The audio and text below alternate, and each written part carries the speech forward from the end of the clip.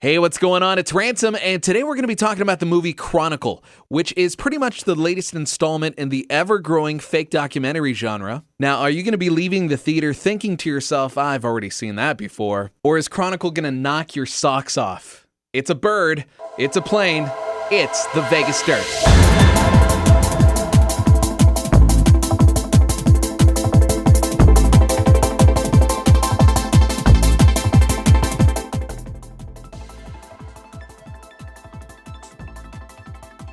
Hello and welcome back. So hey, if you don't know anything about the movie Chronicle yet, I'll give you a quick synopsis. This is taken off of imdb.com. It's about 3 high school students. They make an incredible discovery, which leads to our main characters developing superpowers beyond their understanding now. As they learn to control their abilities and use them to their advantages, their lives start to spin out of control and their darker sides begin to take over. Again, that synopsis is taken off of imdb.com, and I don't know how much I agree with it because only really one of the characters really goes to the dark side. It's a character named Andrew Detmer, which is played by actor Dane DeHaan. But one of the things that this movie does really well is it makes you understand why he becomes bad. I mean, Andrew is growing up in a really broken home. His father is unemployed, an alcoholic, treats Andrew like trash, and pretty much blames Andrew for everything.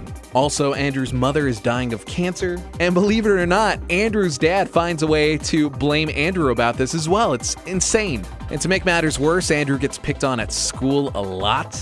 And before the superpowers, he really doesn't have any friends. The 2 other main characters are Matt Garrity, played by Alex Russell, and Steve Montgomery, played by Michael B. Jordan. And while both of those guys play really big roles in this movie, their backstories aren't nearly as interesting as Andrew's. Let's talk about the special effects. Well, for the most part, they were pretty good. However, there were a few instances where things looked a little bit off. The same can be said for the dialogue in this film. Again, for the most part, pretty good. But there were a few cheeseball lines in the film that had me rolling my eyes and thinking to myself, is this just bad writing or bad acting? The good news is that there wasn't enough of that to pull me away from the movie that long. Now, earlier I mentioned the ever-growing number of what I like to call fake documentaries. I mean, we've seen it before with Paranormal Activity, The Blair Witch Project, and Cloverfield. And while, of course, there's going to be some similarities, Chronicle does a really great job at maintaining its own identity and feeling pretty original.